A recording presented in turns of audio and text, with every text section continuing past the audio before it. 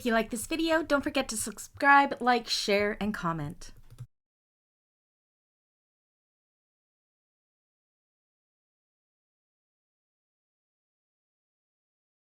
Hello everybody, welcome back to my channel and another tutorial. Today I'm going to sew along with you the Rosie Sling by Knotted Threads. Thank you so much, Shannon, for allowing me to make this tutorial. This is such a fun make. So fun. It is a bound finish. Do not be scared of binding. Binding is not a scary thing. This is a really easy bag to bind. If you're worried about thickness, Shannon does give many different tips and tricks to reduce that if you are worried about it.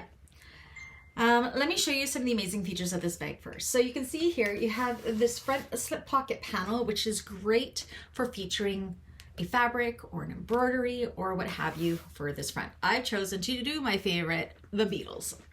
It is a large slip pocket. You use, I think these are called pleats? Darts to kind of give it this 3D type effect, to give even more room in there. On the back, of course, like any sling, you can wear it on your left or your right side. So you can wear it across your front like this. See, it is a decent size. Or, let me get this right. I don't wear slings very often, can you tell? Or across your back. To give you an idea of size, I'm 5'2", so it is a decent size bag. On the inside, I have chosen, I did the slip pocket as per her pattern, as well as this pattern also includes making a clear version of this, but I thought it would be super fun to do a clear pocket on the other side too. So I did a clear pocket like the clear instructions in the pattern. So yes, in this pattern, you do get two options, either to do it this way with a full lining or what have you, or there is a clear bag pattern as well if that's what you want to do. Again, it is a bound finish. You can choose what kind of binding you want to do, whether it is waterproof canvas or bias tape or fold over elastic. There's so many different ways you can bind a bag. Very, very minimal interfacing in this bag. It is fusible fleece for the interfacing. As Shannon says in the pattern, I wouldn't go for anything heavier than that. It's more than adequate, especially if you're using a vinyl on the exterior. I used vinyl for my pocket, which made it a little bit harder to turn because this was a fairly thick vinyl. This vinyl here, the Beatles vinyl, I got as a gift from Danielle at Fangirls Fabric, because she knows how much I love the Beatles. And of course, to make my life even harder, I used a glitter vinyl, which can be a little bit sticky, but you know what? This wasn't too bad for this one. This is the, I never remember what they're called. It's in the glitter line of the Viva Las Vegas glitters from Galaxy Customs. And then my black vinyl is the Loon Black Canuck Vinyl from Galaxy Customs. So again, the only interfacing in the bag is fusible fleece for all of your pieces, cut out of the seam allowances. And of course, if you are using a cotton of any sort, you would back those with a medium woven interfacing as well. I did waterproof canvas, so I didn't have to worry about interfacing any of my linings or what have you. All of my hardware is from Emmeline Bags. I have this strap. I do not know where I got it from. I'm not gonna lie, I do not remember where this webbing came from. I do not, so I don't know. I can't help you there. I do not remember. Hardest part of this bag? And it's not that it was hard. The zipper panel I had to do twice. Why? Because I didn't read the instructions properly. Make sure you follow the instructions. So what you'll see when we get there, when it comes to doing the zipper panel, for the front and the back zipper panels, they are different sizes. But be very, very aware of where it says zipper. Because on one of them, the first time through, I attached the zipper to the wrong side. So really, that wasn't hard. That was me going rogue and not following the instructions. Yeah, so I do point it out here and how we're going to make sure we do that by marking a Z on the zipper side of those pattern pieces so we don't forget. things I did differently. There is a part in the pattern when it comes to attaching the zipper panel to the bottom, where you can reduce the bulk in these little areas here. I did not worry about doing that as I am on an industrial, and I didn't think it made it too thick here. But if you are worried about thicknesses, definitely follow in the pattern at those parts, because Shannon has given some really great instructions about how you can significantly reduce the bulk in this area here, which will just make it that much more friendly for a domestic machine if you are doing this. This is completely domestic machine friendly. Like most bags, every bag is pretty much domestic machine friendly, as long as you're choosing fabrics and interfacings that you know your machine likes. Again, I am on an industrial, so sometimes I go a little bit overboard. So what else? I've already talked about the fabric. I used waterproof canvas from Fabricville. I do not show you how to do binding in this video, mainly because there's so many different ways you can do binding.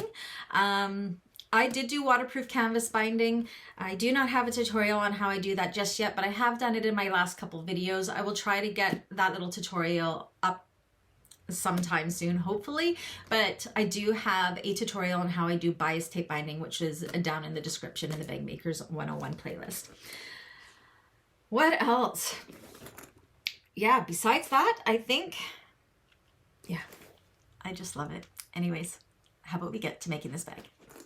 You're going to need some rivets, number 5 zipper tape, some webbing strapping, some binding, a rectangle ring, swivel clasp, slider, D-rings, 2 zipper pulls, and your nameplate.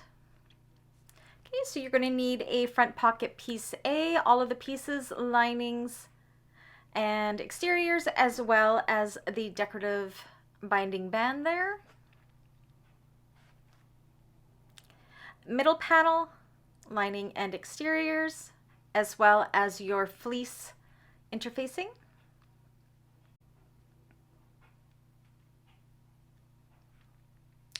You're going to need your back panels, exterior, lining, and your fleece interfacing.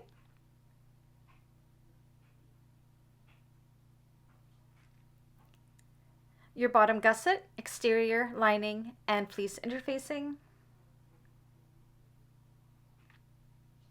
You need your front zipper panel, exterior lining, and fleece interfacing. Your back zipper panel, exterior lining, and fleece interfacing.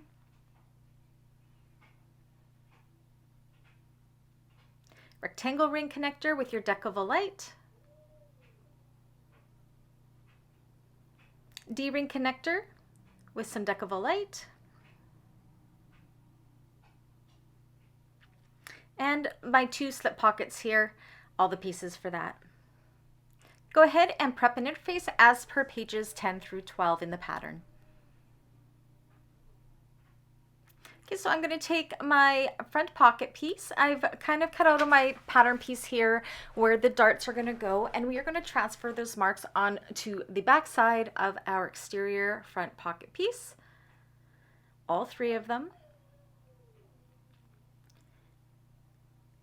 Then what you're going to do is you're going to kind of fold the darts in like this, right sides together, line up the lines of it, and hold with clips for all 3. Then we're going to go ahead and sew along that line to create those darts.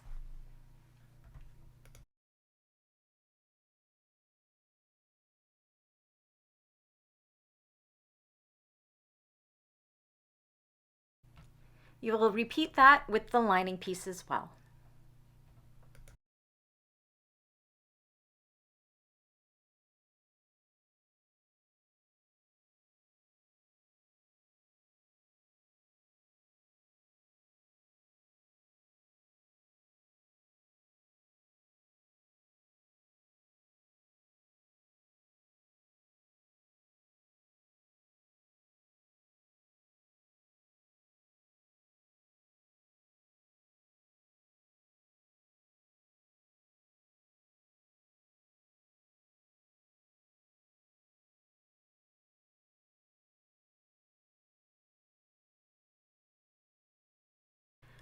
So this is what that looks like. Now we want to take those darts and trim those seam allowances up to about 1/4 inch. Then you're going to go ahead and open up those seams and baste those seams open for each of the darts. You'll want to do the same with the lining pieces as well.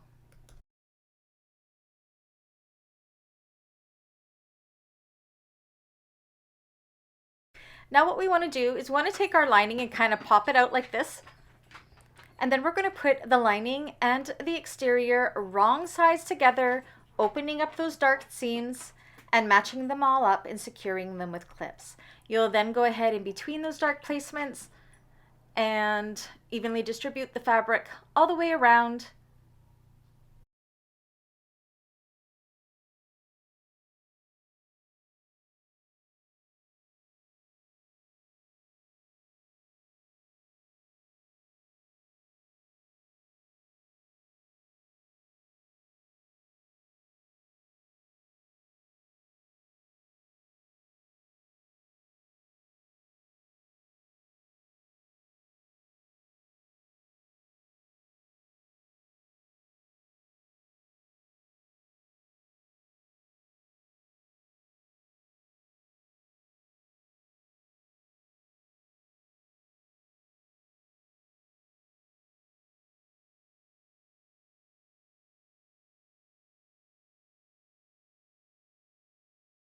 Once you're done clipping, go ahead and baste all the way around this with 1/8 inch seam allowance.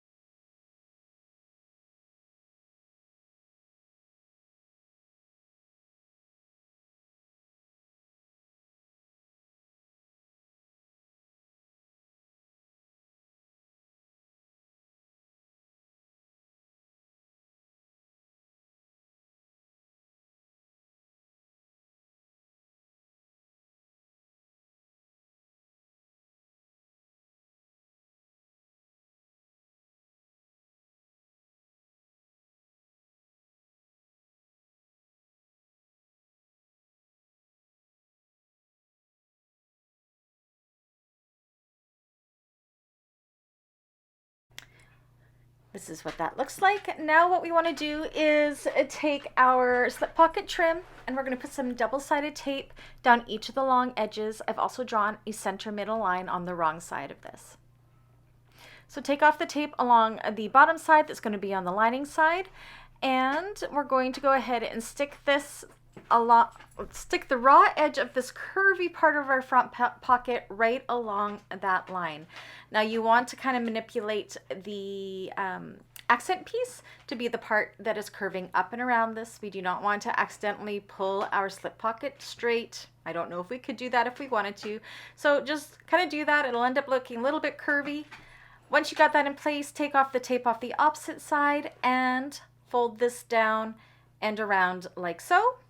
And then we're going to go ahead and top stitch along here with 1/8 inch seam allowance along the raw edges of that slip pocket trim, making sure to catch both sides of the trim.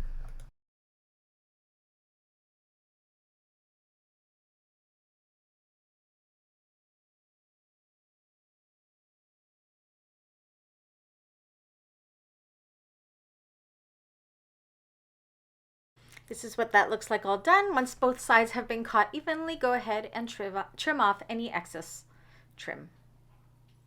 Then you can go ahead, pop out those darts nice and crisp. Okay, so make sure that you've done all your interfacing on this back or middle panel. Now what we want to do is match up the bottom center of our pocket that we have completed with the bottom center of our middle panel, middle back panel, I believe it's called, middle panel. Go ahead and clip this in place all the way around.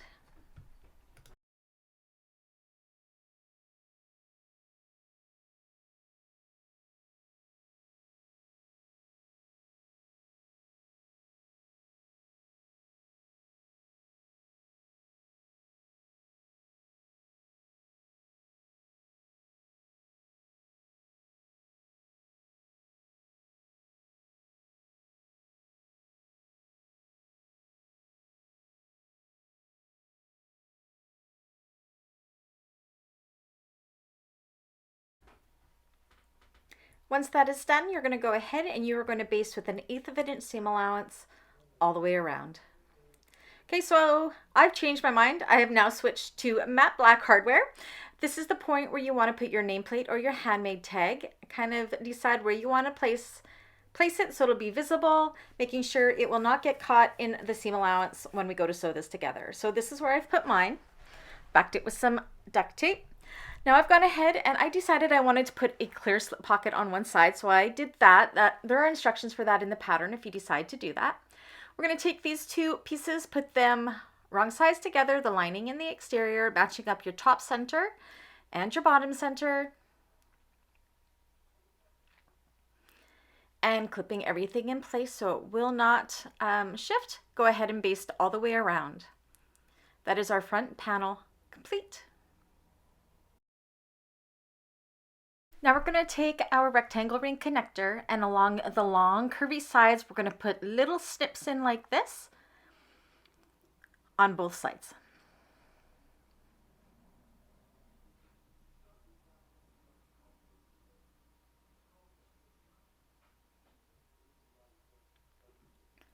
Next, we're going to take some double-sided tape and we're going to put it right along those lines we drew for the placement of our Decovil Light. Down both sides. And then those long sides where we put the snips in, we're going to go ahead and we're going to fold these into that line. Now the snips will help make it curve nice and easy with no nips or tucks. You'll want to do this for both sides. I'm going to go ahead and use my seam roller just to make sure that's stuck down really good and creating a nice seam.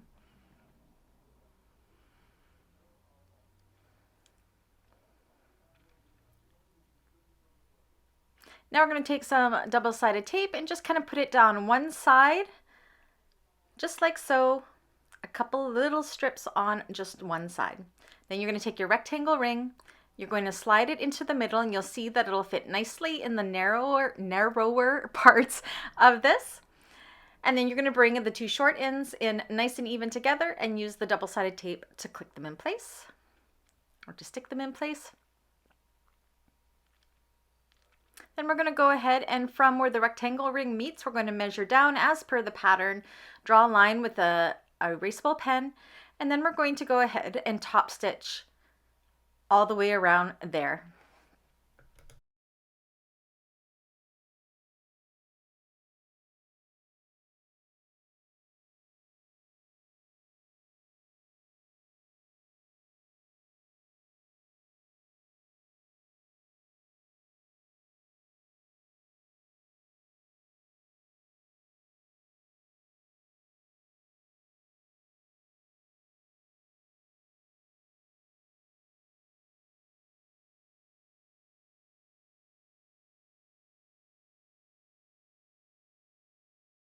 This is what that looks like all done. So now I have my back panel. I've marked my top and bottom centers and my center of my rectangle ring along that raw edge. We're going to match it up like so, and you're going to baste that in place. Now I'm going to take my D-ring connector. I have a line down the middle on the wrong side. I'm going to take some double-sided tape on each of the long ends, and then we're going to fold the long sides into that center line. Next, you're going to take this to the machine and you are going to top stitch with a 3/8 of an inch seam allowance down each of the sides. That's what that looks like there. Now I'm doing the connector option listed on page 27. There are two different ways of doing connectors in the pattern. So measure in from each of the short ends of the amount as per stated in the pattern. Take some double-sided tape. Put it down the middle, just going slightly past each of those marks that we made on the back. Next, you're going to take your D-rings along each end. So the straight part of your D-ring is facing the wrong side like so, and then you're going to fold the short ends of the connector into those lines that we drew, like so.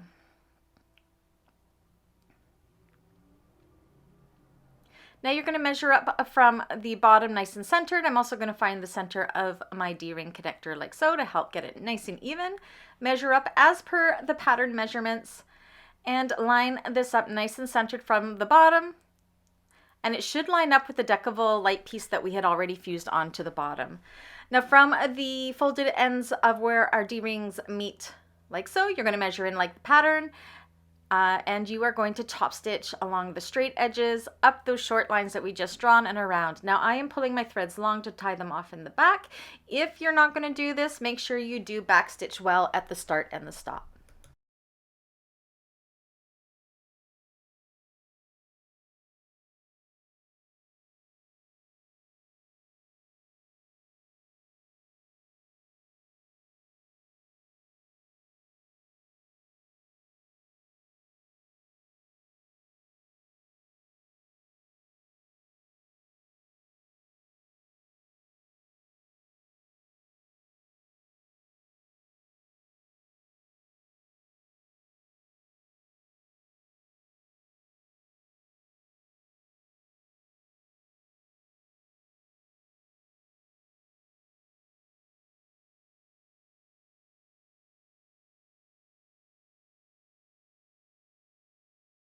That's what that looks like all done. I've gone ahead and I've put some rivets in there and backed them with scraps of Decovil Heavy.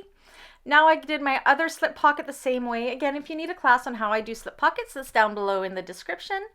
Now you're going to take the back exterior and the back lining, put them wrong sides together and baste those together. That's what that looks like. You can set that aside for now. Now we're going to work on our zipper panel. So I cut my zipper extra long, and the reason why I do that is because I put a clip at the end of one so I can pull my zipper pulls out of the way so they're not in the way while we're sewing this together. Along the wrong side of our zipper, we want to mark our center marks on both sides of our zip tape. Okay, so we're going to work. Oh, you're going to also, on both of our front zip panel and our back zip panel on the wrong sides, you want to look at your pattern piece and mark which side the zipper will be attaching to. I just marked a Z on that side to remind myself. You're also going to want to find the top and bottom centers. It's very important that you attach the zipper to the correct side of these panels. Ask me how I know. I did it wrong the first time. So once you've done the front one, go ahead and do the same with the back one. Put a little Z and find your centers. So we're going to start with our front panel. So what we're going to do is we're going to go ahead and we're going to take some tape, and along the sides, on the right sides, the sides that we've marked the Z where we'll be attaching the zippers, we want to apply some double-sided tape on both the exterior and the lining pieces. Again, taking care to make sure you are putting this tape on the side that we will be attaching the zipper.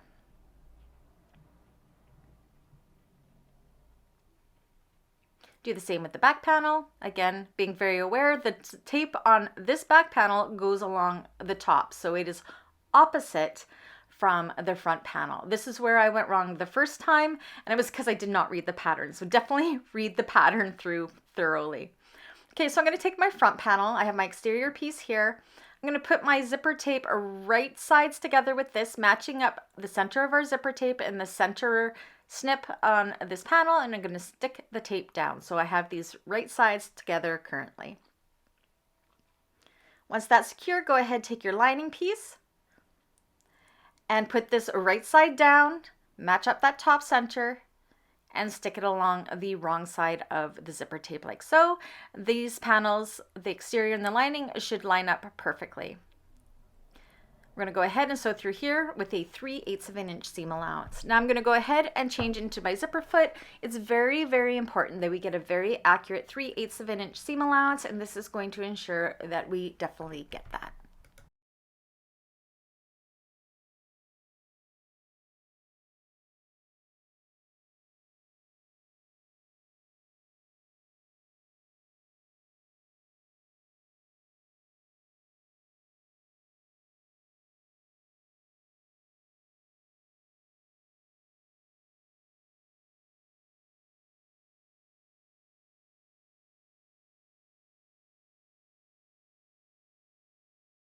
Okay, once that's done, now this is tedious, but it's not hard.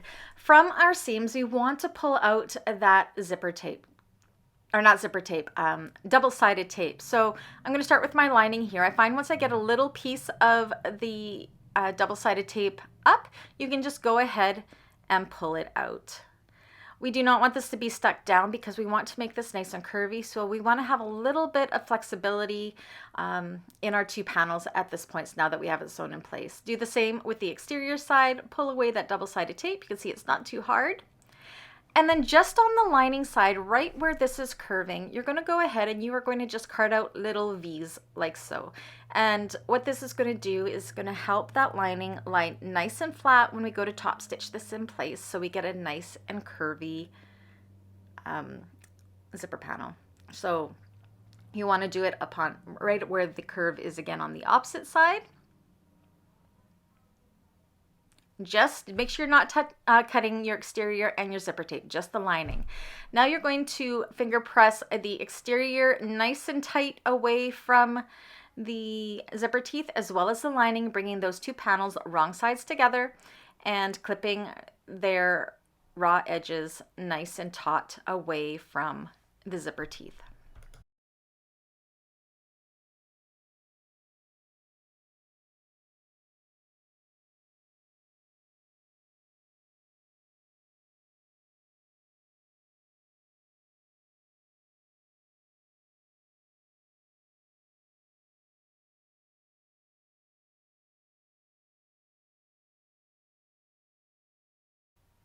Once everything's in place, what we're going to do is we are going to top stitch along the fold where the zipper tape is and baste the other three sides together.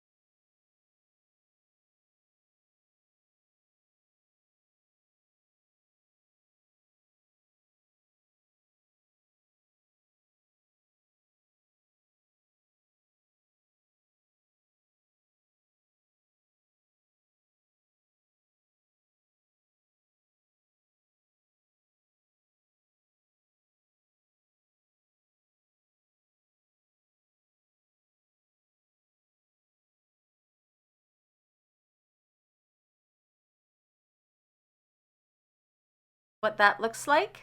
Make sure your zipper moves. Now, if you're going to be doing the method that she has in the pattern for reducing the bulk, you will not have basted the raw edges together. I'm not worrying about that in here, but if you need to reduce the bulk, just top stitch along that zipper panel. Okay, so now we're going to take our back panel, and this one's a little more tricky. We're going to match up the center and stick it down. Hold those with clips and then bring just the sides and make sure they match up with the other zipper panel like so. Once that's in place, you'll see how you can just kind of squeeze it together and the zipper panel should fall nicely in place. So that's the exterior right sides together with our zipper tape along the other unsewn side of our zipper tape. Very important to make sure the zipper panels match up. It will feel odd just because the zipper is kind of folding like so. Once that's in place, we're going to go ahead and we're going to take our lining and do the same thing, putting it right sides together against the wrong side of the zipper tape, match up that center, match up the side, making sure they line up with the exterior piece, as well as line up with the other side of our zipper panel, and then give it a nice little squeeze like so to squeeze it in place with no puckers. Make sure it's lying nice and flat. So this will make this look kind of curvy like so. And then you're going to go ahead and you are going to sew through there with a 3/8 of an inch seam allowance, ensuring you get a nice and accurate seam allowance.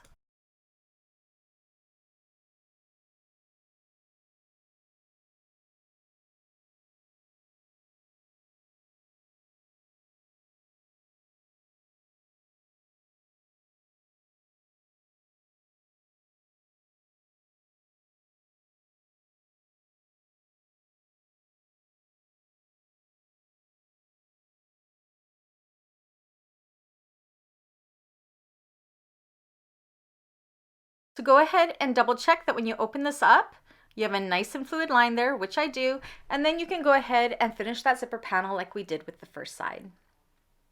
Pulling out the double-sided tape, top stitching, doing our notches, and all of that fun jazz. Once that's done, pull your zipper pull into the middle, and you can go ahead and you can trim off any excess tape. Next, what we're going to do is we're going to take our exterior gusset, find our top and bottom centers. If you're worried about bulk in the seams, make sure you follow the pattern here. I'm doing it slightly different than the pattern because I do not have to worry about the bulk. Go ahead and find your top and bottom centers of your lining gusset pieces or bottom pieces. Bring the exterior of the zippers and the bottom gusset, put them right sides together along that short edge. They should be the same width. Take your lining, put it right sides together with the lining side, add it into the clips, and then we're going to go ahead and sew through here with a 3/8 of an inch seam allowance. Then we'll bring the bottoms wrong sides together and top stitch through the bottom panels with an 1/8 of an inch top stitch.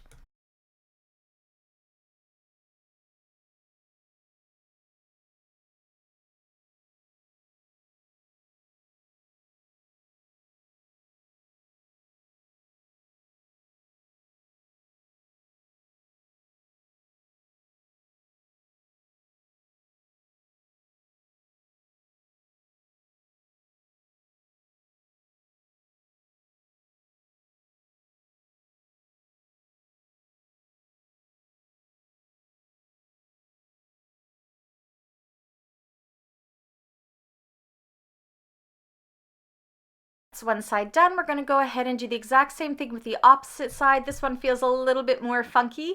It does help to undo your zipper here. So go ahead and undo that zipper. Put the exteriors right sides together, the linings right sides together, just like we did with the other side. You will sew this with a 3/8 of an inch seam allowance, bring those wrong sides together, and then top stitch through there as well. So that's done. Now you can kind of flip this around so our panels go wrong sides together. And through the unbasted sides, go ahead and clip those in place to prepare for basting.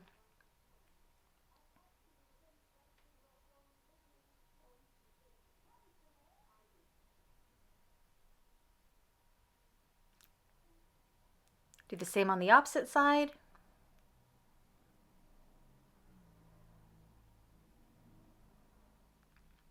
And then go ahead, take this to the machine and baste those two places with an 1/8 of an inch seam allowance. It's time to put it all together. So we're going to take this gusset piece. We're going to double check that our top and bottom centers are still good. So line up those side gusset seams, pull it straight. All my centers look good. Now we're going to take our front panel, our middle panel here, and we're going to use our pattern piece to mark the side centers. So I'm just going to mark the side centers on my lining pieces like so with the pen that will erase. Next, we're going to take our gusset piece. Now you want to make sure that we'll turn it wrong side out. And this front piece, we want to make sure we are lining up with the narrowest zipper panel piece. So the front zipper panel piece. Match up your top centers of the gusset and your middle panel like so. And the bottoms. Now it's going to look like it doesn't fit. Trust me, we will make it fit. Just worry about connecting these quarter sections in place first, and then we will show you a trick on how to make that gusset wrap around those curves. So I'm putting a few clips in the bottom centers, matching them up. And then these side centers, that mark that we just did on that lining side with the seam where we attached our zipper gusset and our bottoms together. That is our side quarter sections. A couple clips to hold those seams in place. And now we're going to work in quarter sections, evenly distributing the fabric around those curves in between those clips.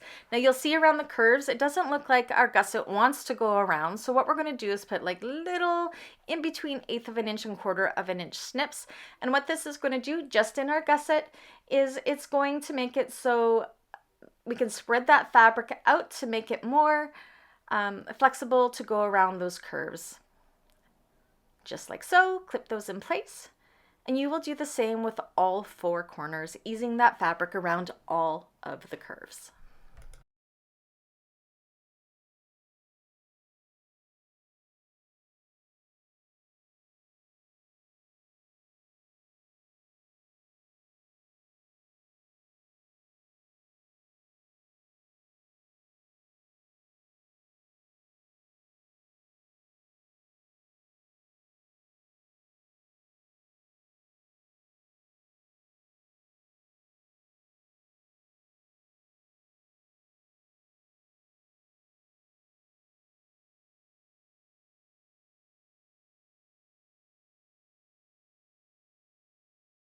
Everything's good and secure. You can see I use a gazillion clips. Some people prefer to use staples. I never could make those work for me, so I just use a million clips like so. We're going to go ahead, so around here with a 3/8 of an inch seam allowance, I've changed into a thread that matches my lining. That way, if I don't manage to hide all of my thread when I go to bind this, you're not going to see it because it's the same color as my lining. I have my stiletto ready just to help me keep everything in check, especially around those curves. Go ahead, take it nice and slow, go clip to clip, and sew with a 3/8 of an inch seam allowance.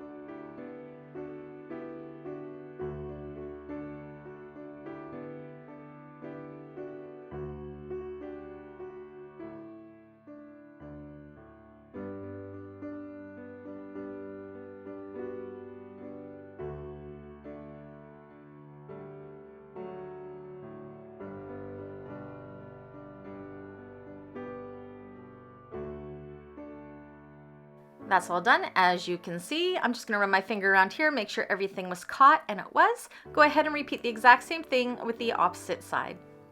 Okay, so that is both sides done. Now it's time to bind. Now, I'm not going to show you binding in this video because there are so many different ways of binding. You can use canvas binding like I'm going to do. You could use bias tape binding. I do have a tutorial for that down below in the description if you need that. Or you could even use fold over elastic for your binding. So go ahead and bind your bag around both raw edges, whichever your preference is. So here it is all bound. Now it's time to turn it through. I will not lie, it was a little bit hard to turn through as I did use a glitter vinyl as well as vinyl for the pocket, but that's okay. It just gave my arms a little bit of a workout. Kind of just massaged it through and turned it through. Be careful not to pull too hard on anything, just kind of work it bit by bit until you get it all turned.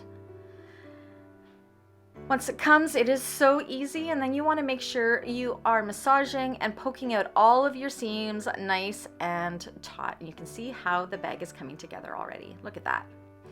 She's so adorable. Massage the binding all the way around. Poke all the seams out.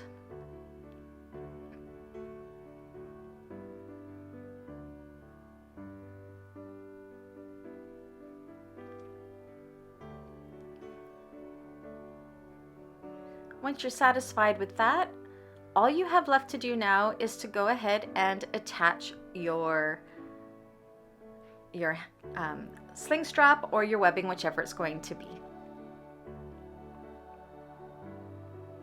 So you'll feed that sling strap through that rectangle ring on the top. So go ahead and do that. So I have my it all attached here. I'm checking it out, making sure everything was caught, no stray strands, looks good. Pat yourself on the back. You've done such a great job, and we're done.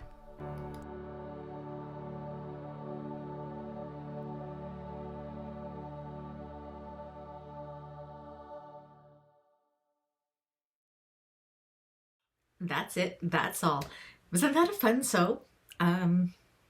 I can see why this bag is all the rage right now. It is a very, very satisfying sew. Again, thanks again, Shannon, for allowing me to make this tutorial. If you did at any time find this video useful, please do give me a thumbs up. Leave me a comment if you like. If you haven't already, please do subscribe.